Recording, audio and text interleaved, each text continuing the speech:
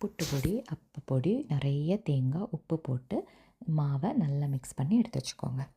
சீரகம், கார்லிக், சின்ன வெங்காயம், தேங்காய் போட்டு கொரன்னு அரைச்சி ஒரு மிக்ஸியும் ரெடி பண்ணிக்கோங்க. இது கிறிஸ்டியன்ஸோட famous dish in Kerala. Easter and கிறிஸ்மஸ்க்கு இதை ரெடி பண்ணுவாங்க. நெக்ஸ்ட் ஒரு பாத்திரத்தில் நிறைய தண்ணி எடுத்து அதை நல்லா கொதிக்க விடுங்க. கொதித்ததும் இந்த மிக்ஸ் போட்டு திருப்பி கொதிக்க விடணும். இப்போ இந்த கலந்து வச்ச அரிசி மாவு, புட்டு பொடியை ஒரு பாத்திரத்தில் போட்டு நல்லா வறுங்க. கலர் மட்டும் சேஞ்ச் ஆனால் போதும், கரிஞ்சிடக்கூடாதுங்க. வறுத்ததும் ஒரு பாத்திரத்தில் ட்ரான்ஸ்ஃபர் பண்ணி எடுத்து வச்சுக்கோங்க. இப்போ இந்த தண்ணி நல்லா கொதிக்கும்.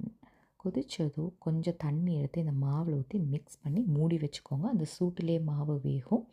மாவு கொஞ்சம் நேரம் வெந்து கைப்படுற சூடு ஆனதும் மாவை நல்லா சப்பாத்தி மாவு மாதிரி பிணைஞ்சி வச்சுக்கோங்க. இந்த சப்பாத்தி மாவு மாதிரி பிணைஞ்ச குட்டி குட்டியாக உருளை பிடிச்சி எடுக்கணும். அது பேர் தான் பிடி. இந்த லெஃப்ட் ஓவர் தண்ணியை கொஞ்சம் ஃபில்ட்ரு பண்ணி எடுத்து வச்சுக்கோங்க. ஏன்னா அதில் சீரக டெபாசிட் அதிகமாக இருக்கும். இந்த லெஃப்ட் ஓவர் தண்ணியில் நிறைய தேங்காய் பால் ஊற்றிக்கோங்க, அவ்வளோ டேஸ்ட்டாக இருக்கும். இந்த தண்ணியில் அதுக்கப்புறம் நம்ம உருளை பிடிச்ச பிடியை போட்டு நல்லா கொதிக்க விடணும். அதில் ஒரு 4-5 பிடி எடுத்து வச்சுக்கோங்க. ஏன்னா நல்லா மசித்து திருப்பி இதுலேயே ஆட் பண்ணுவோம். ஏன்னா அது குறுகி நல்லா கெட்டியாக இருக்குது.